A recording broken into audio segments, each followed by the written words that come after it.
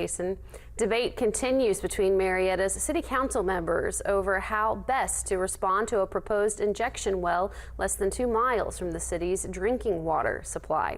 Council members discussed 2 resolutions related to injection wells during a meeting of the Water and Sewer Committee.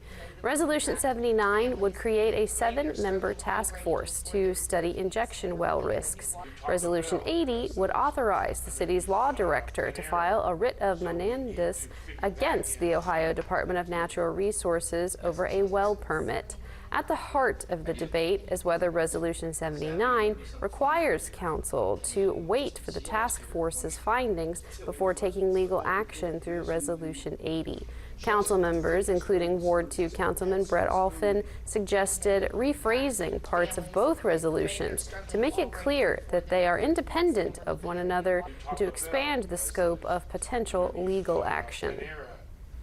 Can we phrase it in a way that supports our overall effort to protect ourselves from the impacts of injection wells and at the same simultaneously gather information, simultaneously be informed about impact, could it be worded more broadly?